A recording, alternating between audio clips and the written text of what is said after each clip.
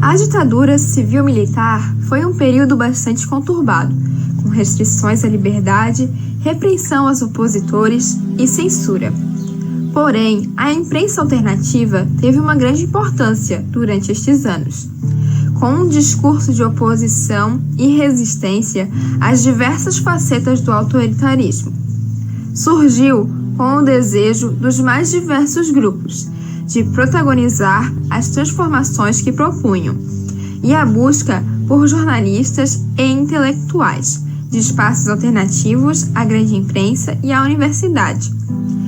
A seguir, vamos detalhar 4 desses jornais que tiveram destaque no país e suas contribuições para resistir ao autoritarismo.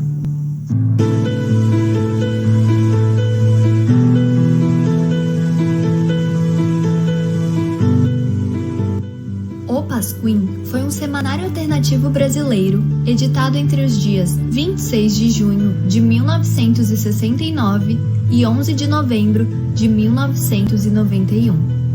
Este projeto nasceu no fim de 1968, após uma reunião entre o cartunista Jaguar e os jornalistas Tasso de Castro e Sérgio Cabral.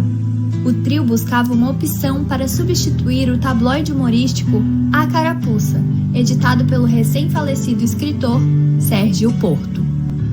O Pasquim foi às bancas em meio à ditadura militar e seu objetivo era enfrentar esta fase com humor, procurando a cumplicidade com o público e possuindo a indignação nacional como sua arma principal. O nome O Pasquim surgiu por sugestão de Jaguar, significando jornal difamador de pouca qualidade, para adiantar e se apropriar das críticas negativas que sabia que viriam. Sendo assim, o jornal foi reconhecido pelo diálogo entre o cenário da contracultura da década de 1960 e por seu papel de oposição ao regime militar. Suas características principais foram o humor como forma de contestação e o uso de uma linguagem coloquial, agradando o grande público, além das famosas entrevistas, as quais eram transcritas como uma longa conversa, sem copydesk, inovando o jornalismo brasileiro. Além disso, seus temas mais presentes eram o sexo, as drogas, o feminismo, o divórcio, a ecologia e a contracultura. Além, é claro, da política, da repressão, da censura e da ditadura, todos sendo tratados com muita tranquilidade pelos escritores. Os grandes nomes deste jornal, juntamente com os criadores, foram os cartunistas Ziraldo e Fortuna e o jornalista Paulo Francis e Milor Fernandes. Com o tempo, a censura começou a perseguir não só o Pasquim, mas como todos aqueles que pregavam e viviam o livre pensamento e a liberdade de expressão. Assim, o jornal contava com humor entre linhas.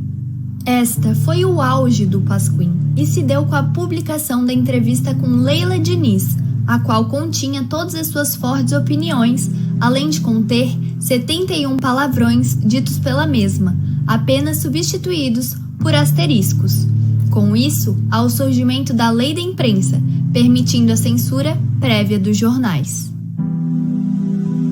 Já em 1970, a perseguição indireta ao Pasquim foi crescendo e quase toda a sua redação foi presa por conta de uma publicação referente à independência do Brasil, fazendo com que o sucesso, as vendas e a circulação caíssem.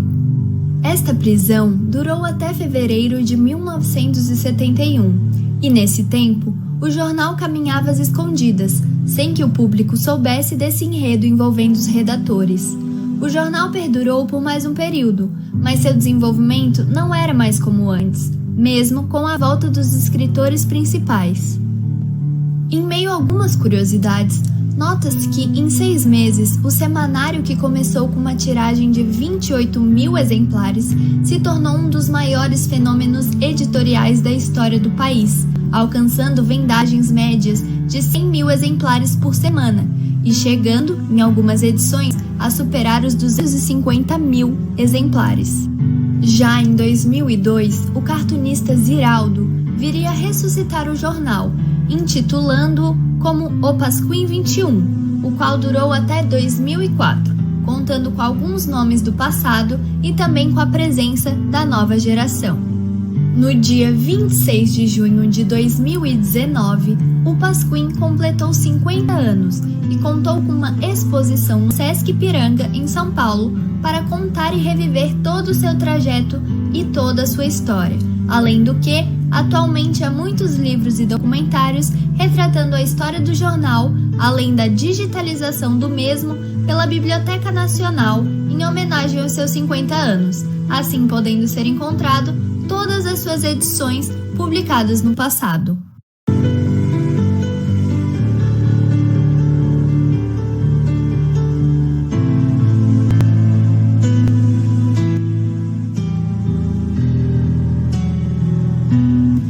O Opinião surgiu em outubro de 1972, no auge do regime autoritário, bancado pelo empresário Fernando Gasparian e produzido por jornalistas profissionais, entre eles Raimundo Rodrigues Pereira.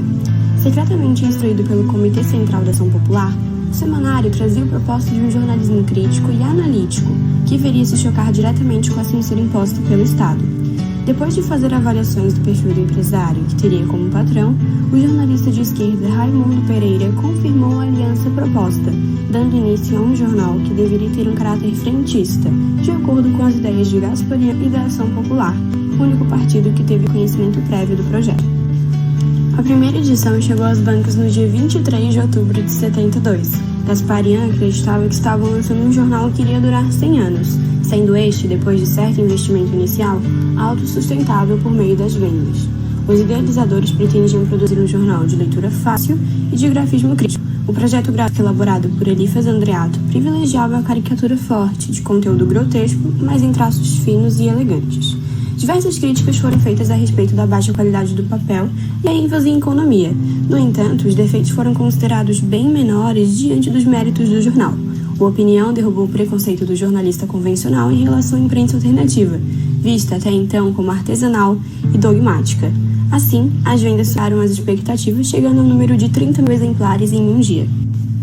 Opinião, antes mesmo de ser lançado, já trazia preocupações aos militares. Fernando Gasparian foi chamado pela Polícia Federal e alertado pelo Major Braga a fim de evitar problemas. Assim, o princípio adotado por Raimundo Pereira e Gasparian foi o de rejeitar procedimentos de autocensura, optando por editar o jornal cuidadosamente, não dando destaque às matérias delicadas e evitando a linguagem grosseira. Censurado, o Opinião usava tarjas pretas para evidenciar o controle governamental, como nesta edição de 21 de junho de 73.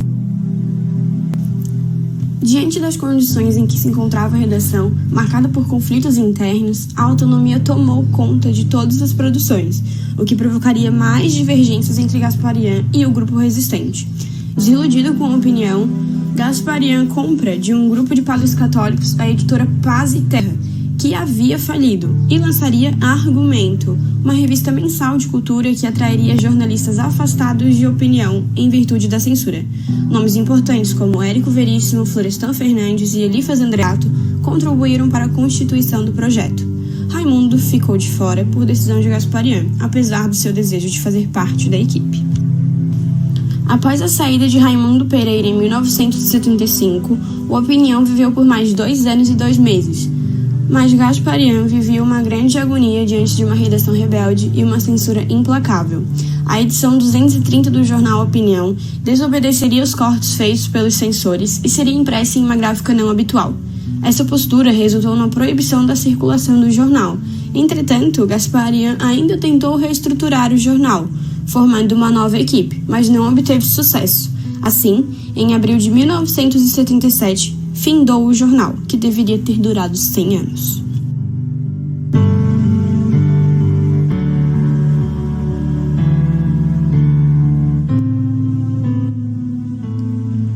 O jornal Em Tempo foi lançado em 1978 por um grupo de jornalistas e intelectuais que haviam rompido com o semanário Movimento, outro jornal alternativo da época, e passou a ser um veículo de tendência interna do Partido dos Trabalhadores. Tinha como proposta combater a ditadura expondo suas contradições internas e que prenunciavam o fim do regime. Segundo Bernardo Kuczynski, um dos principais colaboradores e que liderou a elaboração do jornal, se tornando editor-chefe do mesmo, o Em Tempo foi um dos últimos da imprensa alternativa, oriundo da insatisfação de uma parte dos trabalhadores do movimento. O jornal teve várias coberturas inéditas. Entre elas se destacam as greves do ABC de 1979 e 1980, que foi uma greve operária ocorrida na região do Grande ABC Paulista, no contexto de abertura política da ditadura, e que marcaram o ressurgimento do movimento trabalhista brasileiro. Nesse contexto, os grupos políticos que compunham a redação do jornal Em Tempo também se aproximaram dos sindicalistas e se envolveram na criação do Partido dos Trabalhadores. Em julho de 1978, o jornal Em Tempo foi o primeiro a publicar uma lista feita por presos políticos da ditadura com os nomes de 233 torturadores que trabalhavam para o regime militar. Com essa publicação do listão dos torturadores, colocou o jornal na história da imprensa alternativa brasileira. Porém, ainda que a cobertura do periódico fosse ampla e essencial para o período político, o Em Tempo começava a dar sinais de enfraquecimento. Distribuído muitas vezes pelos próprios jornalistas que trabalhavam na redação, o jornal nasceu com a contribuição de acionistas interessados em apoiar a imprensa de oposição à ditadura. Com o decorrer do tempo, no entanto, a falta de recursos e os rachas internos devido às posições políticas, assim como no movimento, acabaram tirando fôlego da publicação. No ano de 1986, o jornal Em Tempo passa a ser oficialmente o periódico da democracia socialista, tendência interna do PT, que foi criada em 1979 pelos grupos que militavam em torno da publicação. Ele circulou com esse nome até o ano de 2004, quando passou a se chamar Democracia Socialista, mesmo nome da corrente. Sua versão impressa existiu até 2014 e depois disso deu lugar à revista teórica de mesmo nome que circula até hoje.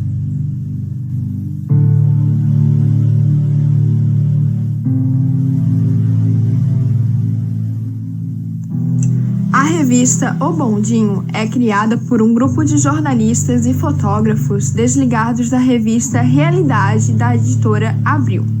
Sendo a revista bancada pelo Grupo Pão de Açúcar, no princípio, era distribuída gratuitamente em suas lojas.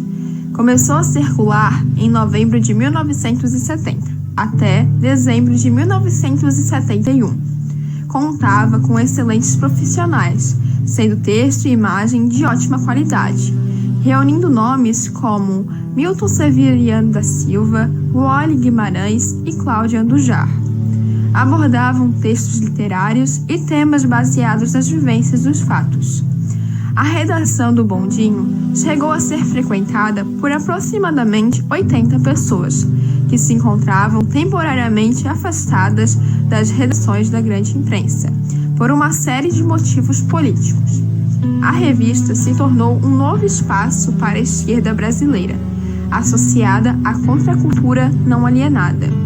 Sua publicação alcançou 400 mil exemplares, e isso levou a revista às bancas, agora sem o patrocínio do Grupo Pão de Açúcar. Em maio de 1972, após 13 edições independentes, a revista se viu obrigada a fechar suas portas, porque não aguentou a ação da censura e a falta de anunciantes que poderiam ter patrocinado parcialmente a publicação.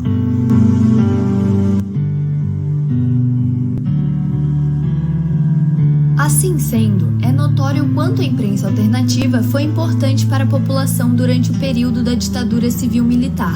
As abordagens que haviam e as edições publicadas denunciavam todas as ações desse período conturbado, em que a censura foi muito presente nas mídias, causando variados empecilhos no enredo geral.